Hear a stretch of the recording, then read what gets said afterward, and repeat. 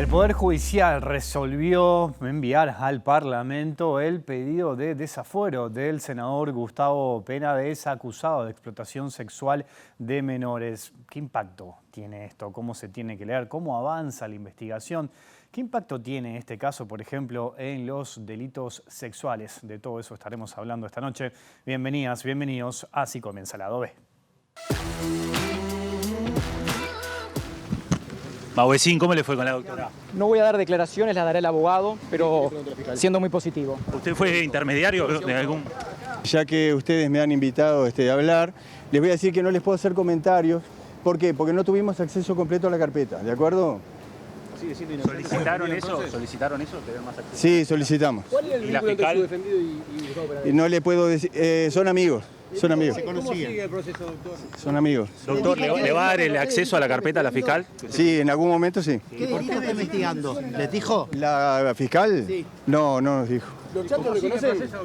¿Los chats qué? ¿Lo reconocen? Mire, los chats no los pudimos ver. Tenemos una solicitud de pericia por ellos. Tienen indicios de falsedades. Así que sí, ya pedimos la pericia. Y estos temas estaremos hablando esta noche aquí en vivo, en Lado B, en la pantalla de TV Ciudad, con el doctor Juan Raúl Williman, del consultorio jurídico de la UDELAR, que representa a 5 de las 8 personas que denunciaron al senador Gustavo Penades. Juan, bienvenido a Lado B, ¿cómo andás? Un gusto tenerte por acá. Muchas gracias, buenas noches. Bueno, ¿cómo analizás estas últimas novedades, ¿no?, de la Suprema Corte? Bueno, cursando este pedido de desafuero al Parlamento, ¿qué impacto tiene en la investigación de todo lo que se está llevando adelante? Bueno, en principio le permitiría avanzar en la investigación respecto de aquellas diligencias de investigación que podían requerir autorización judicial. Es decir, la Fiscalía, la que me permito destacar en un trabajo denodado, muy rápido y sobre todo con muchísima reserva, con muchísima cautela y protección de las víctimas, que son las que el consultorio representa, en definitiva estaba llevando adelante una investigación deformalizada y eso lo hace en etapa administrativa y no requiere para eso el trámite del desafuero. El tema es que eventualmente cualquier otra cosa que solicitara que requiere formación de causa necesitaba pasar por el trámite de esta prejudicialidad del desafuero. Evidentemente, si solicitaba una diligencia de investigación que requiere autorización judicial, tenía que pedir un desafuero. Si tenía que pedir una prueba anticipada, tenía que pedir desafuero. Si tuviera que plantearse una formalización de la investigación, tenía que pedir desafuero. O sea que eventualmente, si la investigación avanzaba, en algún momento la Fiscalía tenía que dar este paso formal para poder incluso continuar con la investigación. Artículo 259, ¿no?, que refiere, por ejemplo, a la reserva en las actuaciones. Se extendió por 120 días precisamente, ¿no?, este tema para reservar la identidad de las personas que declararon. ¿Cómo ves este punto? ¿Qué nos puedes decir sobre ese tema? Claro. Que ha generado también bastante polémica en las últimas horas, ¿no? En principio, la indagatoria preliminar es reservada por un tema de eficacia. La eficacia de la investigación depende mucho de la reserva que consiga la Fiscalía. Es verdad que la indagatoria preliminar tiene una policía interna, tiene una reserva que en principio no alcanza al imputado y su defensa, a la víctima y su defensa y a la fiscal que tiene él o la fiscal que tiene el caso asignado y su equipo. No obstante, ese mismo artículo 259 que hace referencia al derecho de acceder a la indagatoria preliminar y al legajo de formalizado, también hace referencia a que la Fiscalía puede solicitar que determinadas actuaciones permanezcan reservadas. No es el único artículo que hace referencia a ello. De hecho, hay varios artículos del propio Código de Proceso Penal que hablan de reserva de la identidad. El 163 es uno, el 164 en materia de víctimas.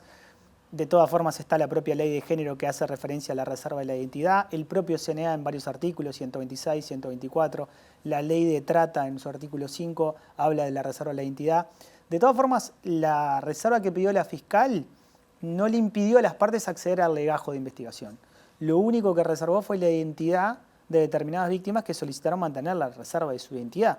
Y en base a toda esa normativa que te nombré, la Fiscalía, estamos hablando de derecho vigente, normas de orden público que tienden a la protección de la víctima, utilizó ese mecanismo de protección justamente para no revelar la identidad de las víctimas, preservando básicamente la eficacia de la investigación, no cabe duda, pero también la identidad, la integridad y la seguridad de las víctimas. Es una medida bastante más habitual de lo que se conoce en otros temas, por ejemplo, termina siendo determinante. Sin testigos de identidad reservada, seguramente algunas causas no avanzarían.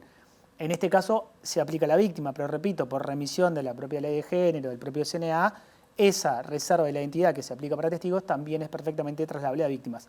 Si eso afecta al derecho de defensa, que es la pregunta habitual, bueno, si yo accedo a toda la carpeta, a todo el legajo, a toda la declaración y lo que se me reserva es la identidad, en principio no.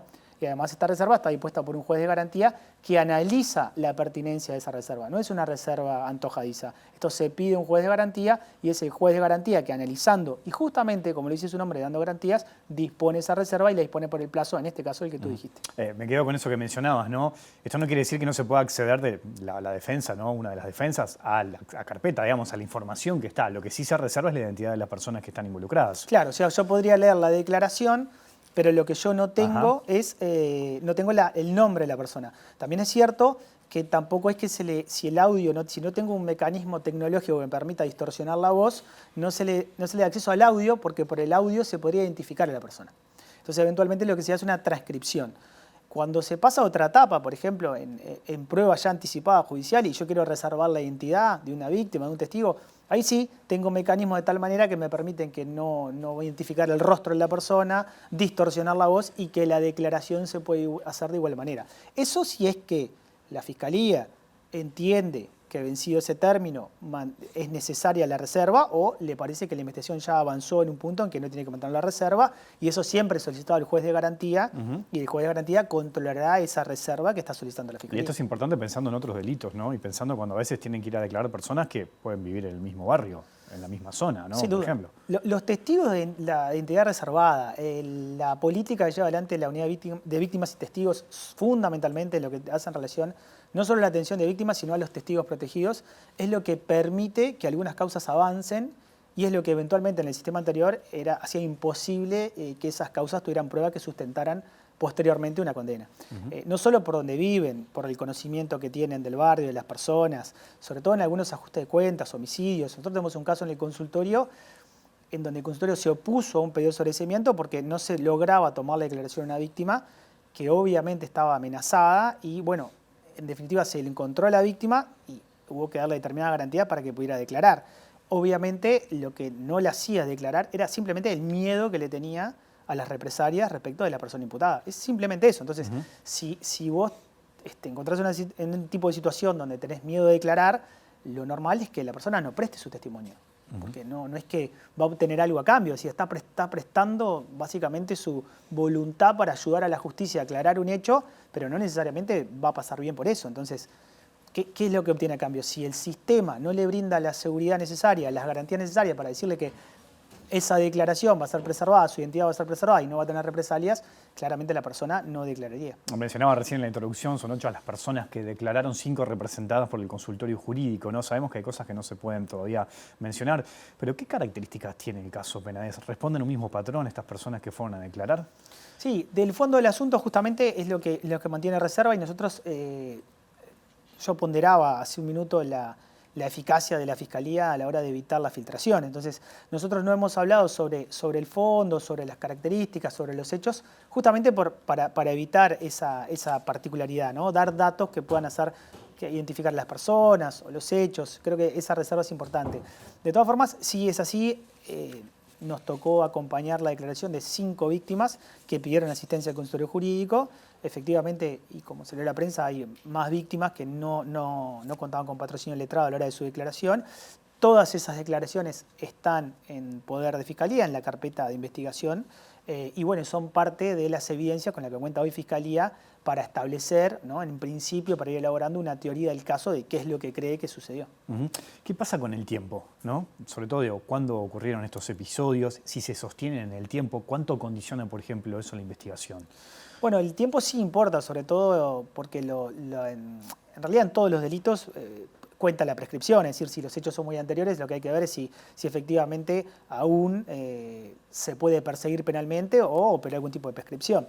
El tema es que como se sumaron varias denuncias y los hechos son de distintos momentos históricos, lo cierto también es que la prescripción regulada en el Código Penal prevé que como mecanismo de interrupción la comisión de un nuevo delito pueda mantener vigente el anterior. Entonces, ahí lo que tiene que hacer la Fiscalía es un análisis histórico de los hechos, determinar concretamente, intentarlo, ser lo más concreto posible con las fechas para determinar si efectivamente a ese hecho lo alcanzó la prescripción o aún está vigente, eventualmente porque hay otro hecho delictivo de fecha posterior que termina, ¿no?, por mantenerlo vigente. Esto porque la prescripción en nuestro sistema depende del guarismo de la pena y los delitos de penas más altas tienen prescripciones de hasta de 20 años, pero después hay prescripciones de 15 y de 10. Eventualmente, en los delitos que se investiga, estaríamos hablando de prescripciones en el torno de los 15 años. Entonces, ahí es lo que la Fiscalía tiene que afinar en las fechas de los hechos para determinar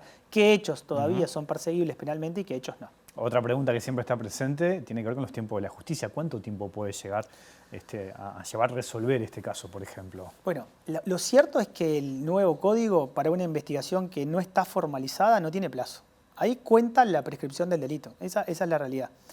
Es algo criticado en el nuevo sistema de que una investigación que no está formalizada efectivamente no le puede brindar un plazo ni a la persona investigada ni eventualmente a la víctima, porque lo cierto es que no lo tiene.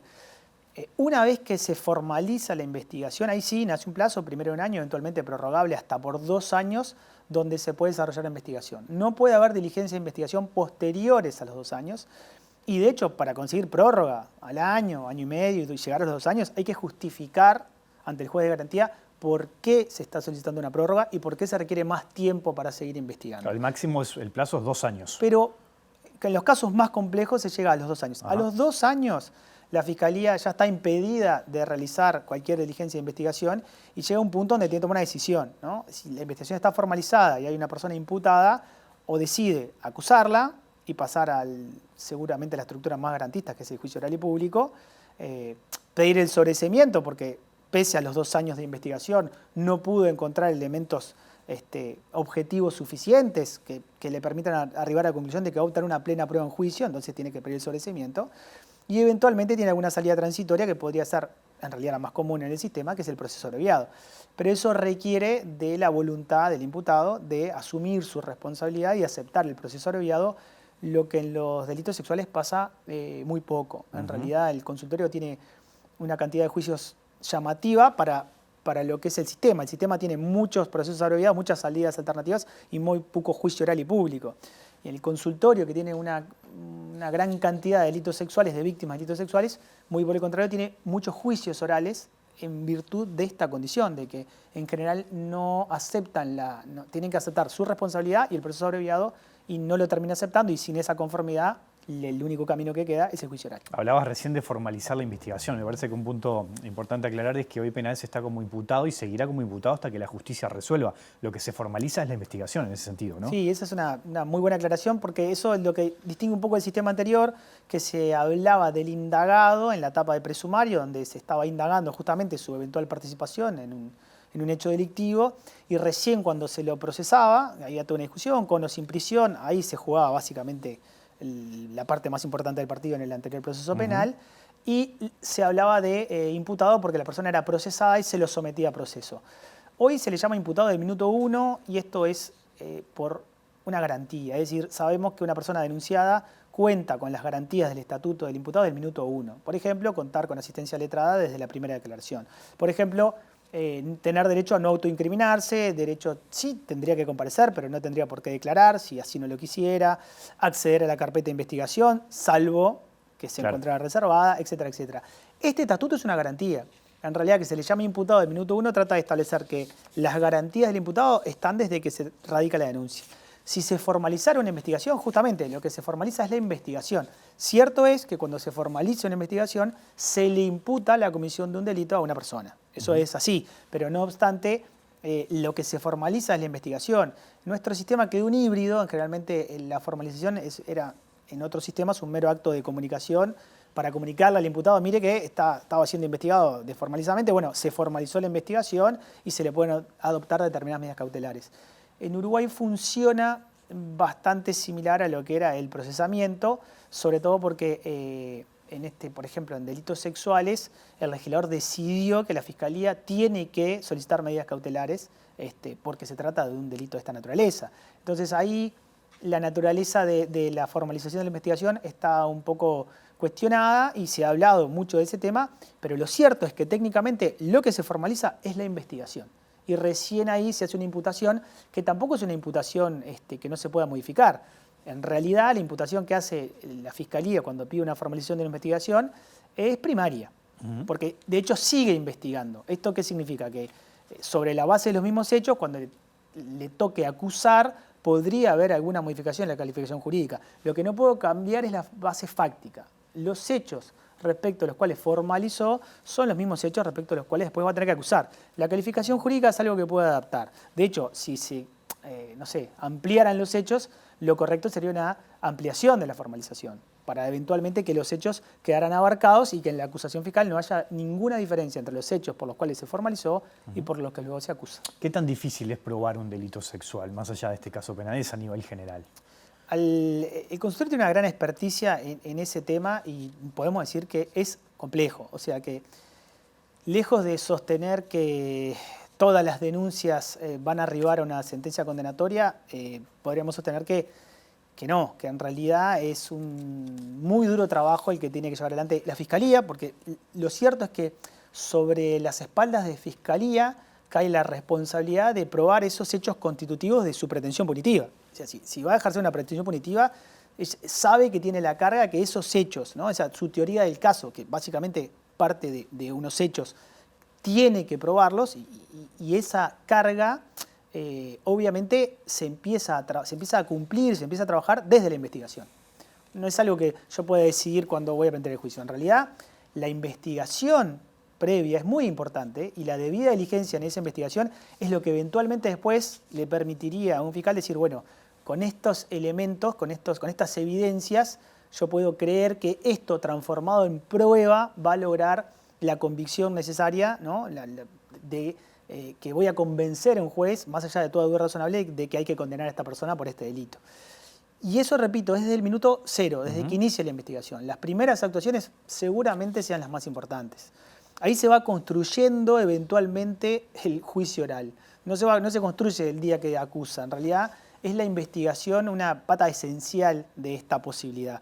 De hecho, lo que no se consiguió en esa investigación previa con la policía como auxiliar fundamental, evidentemente con el paso del tiempo puede que no se consiga y eso eventualmente puede hacer que la situación no se aclare.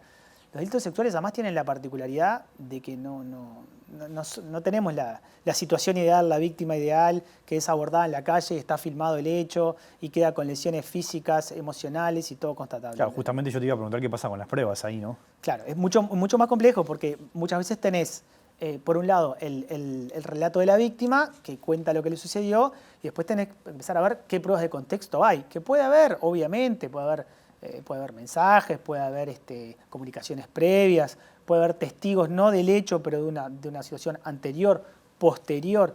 Y después hay todo un aspecto de las secuelas emocionales que deja una situación de abuso, que eventualmente ahí es para los técnicos, los peritos, los que tendrán que determinar si efectivamente los signos emocionales que tiene esa persona son compatibles con lo que relata.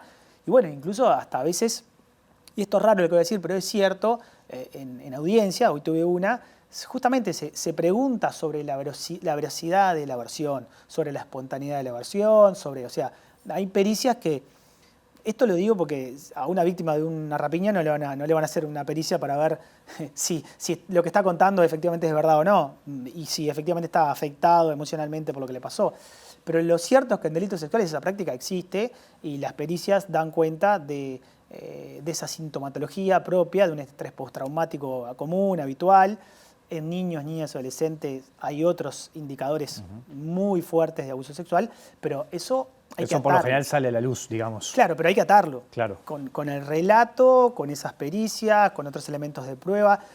Quiero decir, alcanzar el estándar probatorio para condenar en Uruguay sigue siendo un trabajo muy exigente y los jueces siguen siendo muy exigentes con ese estándar probatorio para que se obtenga una sentencia de condena. Y eso obviamente que condiciona la tasa de aclaración de delitos sexuales, ¿no? Y bueno, es que evidentemente hay situaciones que no van a encontrar todo ese caudal probatorio, no lo van a atender, y si no lo tienen y se instala la duda es a favor del reo. Lo cierto es que la duda es a favor del imputado. Es decir, si efectivamente, ya sea por la incapacidad de probar los hechos constitutivos de esa pretensión punitiva. No incapacidad en el mal sentido, sino que no se pudo, no se logró eventualmente, seguramente por lo que pasó en la indagatoria preliminar, que no se llegaron a recolectar las evidencias de la forma adecuada, o eventualmente, a veces puede haber una proyección, no debería, porque uno analiza las evidencias antes del juicio, pero a veces uno cree que esas evidencias van a rendir de una manera en juicio y resulta que después no rinden de la misma manera. Entonces, eventualmente habría que ver en dónde es que falló la hipótesis donde efectivamente no se va a alcanzar. Si la Fiscalía, incluso nosotros como consultorio para atención de una víctima, nos ha pasado de que tiene que exponer un archivo porque ya se da cuenta que no va a alcanzar, bueno, ahí hay que comunicarle a la víctima, lo hemos hecho muchas veces, es un momento duro decirle, la verdad es que se hizo todo lo posible, se llevó adelante una investigación diligente, pero no se está contando con el caudal probatorio necesario como para pasar a otra etapa. Y ahí hay que comunicarle algo muy duro, que es esto, en principio se va a archivar sin perjuicio. Eso a veces nos pasa en homicidios también y no solo en delitos sexuales, es una comunicación dura que al consultante le cuesta entender y se resiste un poco, de hecho.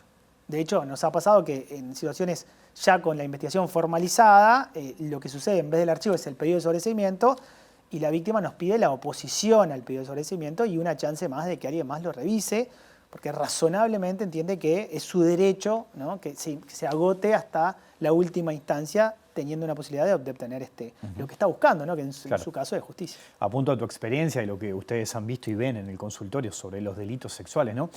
¿Qué implica que en este caso el protagonista sea un senador de la República, ¿no? Y acá, ¿sabes? Con la pregunta apunto más que nada esa relación muchas veces que se ve en este tipo de delitos del poder, ¿no? De sectores poderosos, de personas poderosas. Pienso en la Operación Océano también. ¿Qué lectura tenés sobre eso? Bueno, la lectura que se puede ir tiene que ver con la asimetría a la que estás haciendo referencia, ¿no?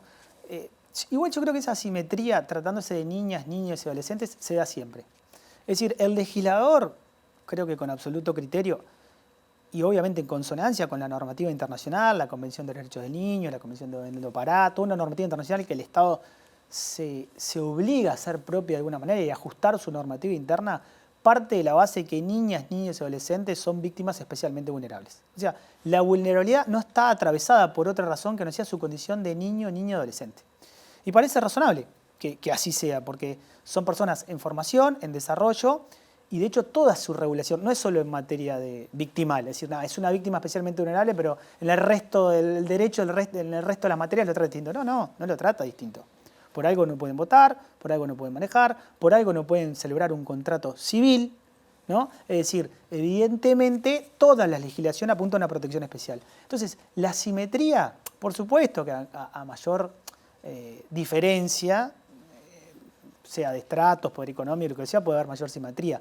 Pero en realidad el legislador establece la existencia de asimetría de alguna manera cuando establece todas las normas de protección solo por su condición de niña, niño, adolescente. Solo por esa condición. Y vuelvo a repetir, parece razonable con pensar en personas en plena etapa de desarrollo que, por ejemplo, otra rama del derecho que así lo hace, que es el derecho infraccional de adolescentes, no son punibles. No pueden ser llamados a responsabilidad penal. A lo sumo cometen una infracción grave o gravísima a la ley penal, y eso a partir de los 13 años, y aún así no pueden ser llamados a responsabilidad porque está estudiado, y hasta que no haya evidencia científica que indique lo contrario, un adolescente no es capaz de proyectar las consecuencias de sus actos con la misma responsabilidad que le hace un adulto.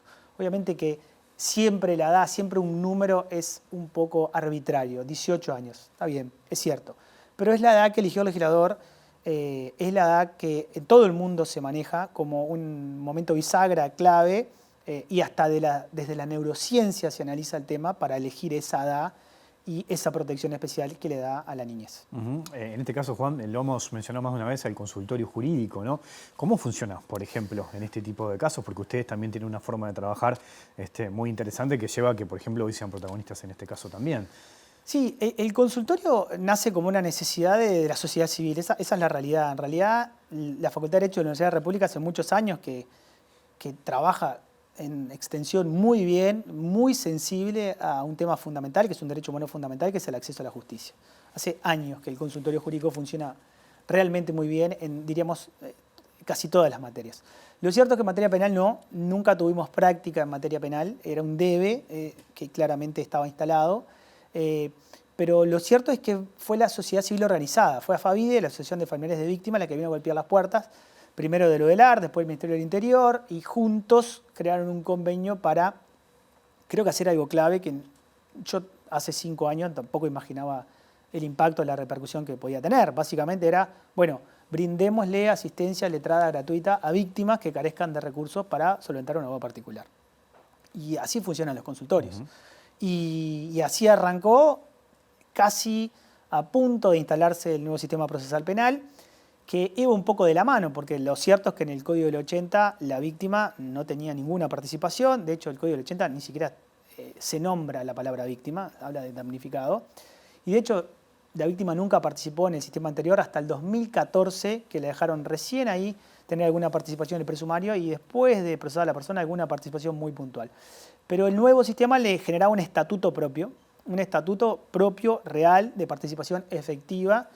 Y bueno, sumada a esta necesidad de la sociedad civil organizada al nuevo paradigma donde la víctima aparecía en el proceso penal como un tercero coadyuvante simple, pero aparecía como un sujeto de derecho en el proceso que tiene que ser respetado en su integridad, en su condición de ser humano, se dieron las circunstancias para que naciera el consultorio de asistencia a las víctimas y que los estudiantes empezaran a hacer práctica en materia penal y que la Facultad de Derecho de la Universidad de la República empezara a hacer extensión con un público especialmente vulnerable, porque ya ser víctima implica una desgracia, pero si además estás atravesado por otras vulnerabilidades, lo cierto es que en general atendemos gente muy vulnerable en situaciones muchas veces extremas. ¿Y estos casos de delitos sexuales, por ejemplo, tienen una cifra de cuántos se presentan por año? Sí, eso es algo que nos llamó la atención, te diría que muchísimo nos llamó la atención, porque nosotros empezamos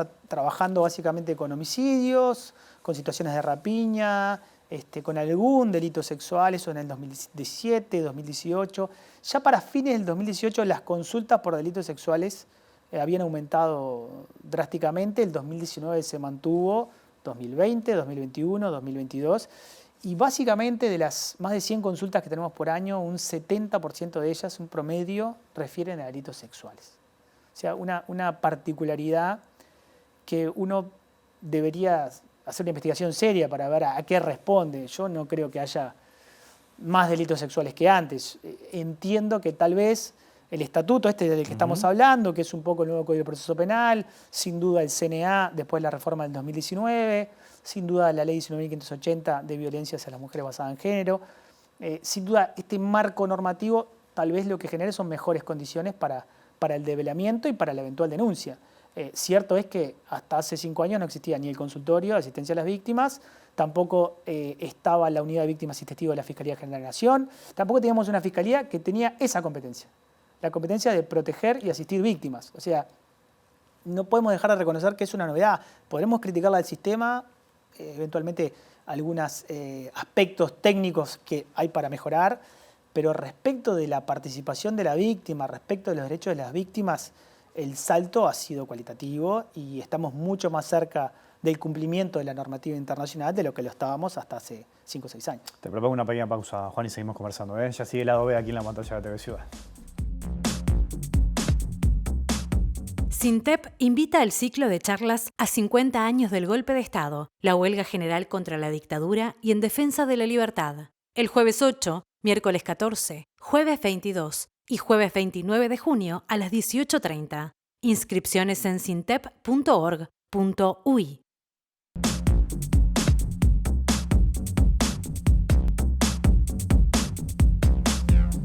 Seguimos en vivo aquí en Lado B en la pantalla de TV Ciudad conversando con el doctor Juan Raúl Williman del Consultorio Jurídico de la Universidad de la República. Hablábamos, Juan, en el primer bloque de lo complejo que resulta la investigación, poder aclarar un delito sexual, ¿no?